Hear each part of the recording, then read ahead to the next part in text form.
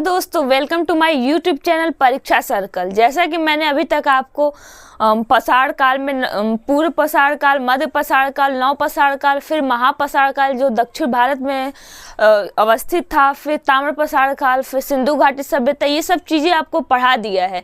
अब हम आपको पढ़ाएंगे वैदिक सभ्यता। वैदिक सभ्यता दो भागों में बांटी जाती है, पूर्व वैदिक काल और उत्तर वैदिक काल।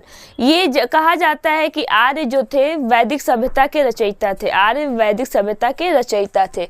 तो पूर्व वैदिक काल का समय टाइम पीरियड है 1500 BC से 1000 BC तक, और उत्तर वैदिक काल का टाइम पीरियड है 1000 BC से 600 BC। 600 BC में महाजनपद काल स्टार्ट हो जाता है, जिसे द्वितीय नगरीकरण कहा जाता है। प्रथम नगरीकरण सिंधु घाटी सभ्यता को कहा जाता है और द्वितीय नगरीकरण महाजनपद काल को कहा जाता है, जो 600 BC में स्टार्ट हो जाता है। अब आता है वैदिक शब्द। वैदिक जो शब्द है वेद से बना है, जिसका अर्थ होता है श्रेष्ठ ज्ञान। वैदिक शब्द वेद से बना है, जिसका अर्थ होता है ज्ञान।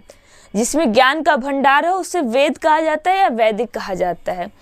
वेद के निर्माता जो थे उन्हें आर्य कहा जाता था। वेद के निर्माता को आर्य कहा जाता था। आर्य संस्कृत शब्द है, जिसका अर्थ होता है श्रेष्ठ। क्या चीज़ में श्रेष्ठ? किसी धर्म में, किसी व्यक्ति में श्रेष्ठ नहीं, भाषा में श्रेष्ठ। वो संस्कृत भाषा का यूज करते थे जो श्रेष्ठ था, तो आर्य को श्रेष्ठ कहा जाता है। आर्य का मतलब श्रेष्ठ होता है। इनका मूल निवास, बहुत सारे विद्वान मूल निवास के बारे में बहुत सारी बातें कही हैं, जिसमें मैक्स मूलर जो है, मैक्स मूलर कहते हैं कि आर्य जो है मध्य एशिया से आए हुए हैं। आर्य मध्य एशिया से आए हुए हैं। और डॉक्टर संपूर्णानंद कहते हैं कि आल्प्स पर्वत यूरेशिया से आए हुए हैं। ठीक है। और फिर आते हैं बाल गंगाधर तिलक, बीजी तिलक जो है, इन्हें कहते हैं आर्कटिक जो उत्तरी ध्रुव है वहाँ से आए हुए हैं। और स्वामी दयानंद सरस्वती कहते हैं कि ये तिब्बत से आए हुए हैं। ठीक है। ये सब क्वेश्चन एग्जाम में पूछा हुआ है, ये आप याद कर लीजिएगा। और वैदिक सभ्यता की जानकारी के जो स्रोत हैं वो दो हैं, साहित्यिक स्रोत और पुरातात्विक स्रोत। वैदिक सभ्यता की जानकारी के कितने स्रोत हैं? दो स्रोत है, वैदिक स्रोत, साहित्यिक स्रोत और पुरातात्विक स्रोत। पुरातात्विक स्रोत या साक्ष्य में बोगज कोई अभिलेख है, बोगज कोई अभिलेख जो 1400 BC में इसका अभिलेख मिलता है। ये इसमें इंद्र, वरुण, मित्र, नात्स का उल्लेख मिलता है। इंद्र, वरुण, मित्र और नात्स का उल्लेख मिलता है। और ऋग्वैदिक जो ऋग्वेद है, वेद 4 प्रकार के होते हैं, ऋग्वेद, यजुर्वेद, सामवेद और अथर्ववेद। तो ऋग्वेद में मित्र, वरुण, इंद्र और नात्स का उल्लेख मिलता है। तो दोनों उल्लेख क्या हुए? सिमिलर हो गए। तो सिमिलर हो गए तो इस बात की पुष्टि हो गई कि जो पुरातात्विक स्रोत है साहित्यिक स्रोत से मिल रहे हैं, तो बातें सच हैं। ठीक है। और फिर आता है पूर्व वैदिक काल। पूर्व वैदिक काल में गैरिक मृदभांड OCP और क्ले पॉटरी का प्रचलन था। पूर्व वैदिक काल में गैरिक मृदभांड OCP का प्रचलन था। और उत्तर वैदिक काल में चित्रित धूसर मृदभांड PGW पेंटेड ग्रेवेयर का प्रचलन था। उत्तर वैदिक काल में चित्रित धूसर मृदभांड PGW का बहुत ज़्यादा प्रचलन था। तो ये हुआ पुरातात्विक स्रोत। इससे पता चलता है पुरातात्विक स्रोत के बारे में, वैदिक सभ्यता के बारे में इससे पता चलता है। अब आता है साहित्यिक स्रोत। साहित्यिक स्रोत में 4 स्रोत हैं, ऋग्वेद, सामवेद, यजुर्वेद और अथर्ववेद। तो ऋग्वेद में ये सबसे प्राचीन ग्रंथ है, ऋग्वेद सबसे प्राचीन ग्रंथ है। इसके संकलन करता है कृष्णद्वैपायन वेद व्यास। ऋग्वेद के संकलन करता कृष्णद्वैपायन वेद व्यास है। और इसमें 10 मंडल और 1028 सूक्त या मंत्र हैं। 1028 सूक्त या मंत्र हैं इसमें। ठीक है। पहला और 10वां मंडल सबसे नया है, ये सबसे बाद में जोड़ा गया है। दूसरा, तीसरा, चौथा, 5वां, 6ठा, 7वां, 8वां और 9वां सबसे पुराने मंडल हैं, इन्हें पहले ही जोड़ दिया गया है। ठीक है।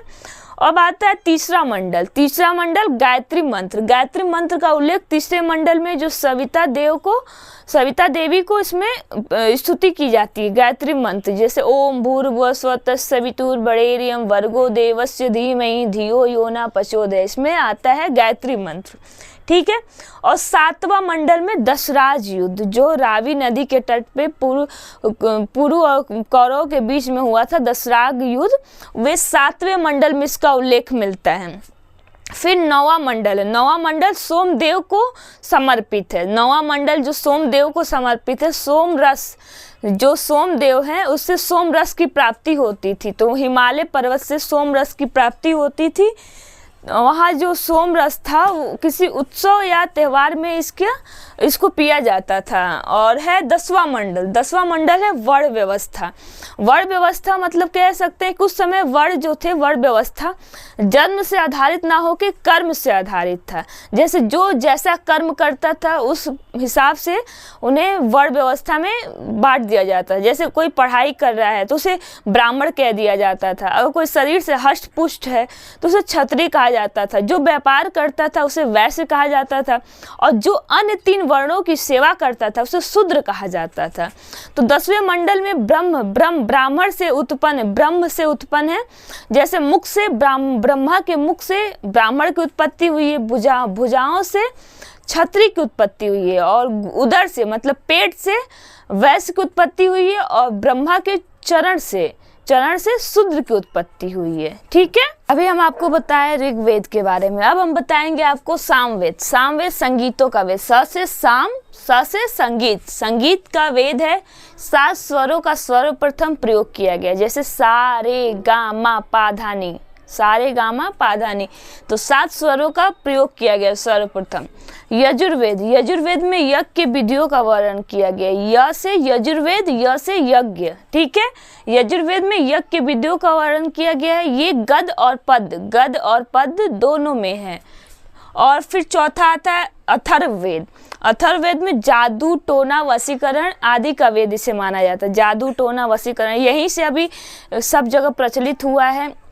जैसे ट्रेन में लिखा रहता है कि बाबा रहमानी सबका इलाज करे, वही वाला जादू टोना, इसे ब्रह्मवेद, अथर्ववेद को ब्रह्मवेद या श्रेष्ठ वेद माना जाता है। सबसे बाद का वेद है।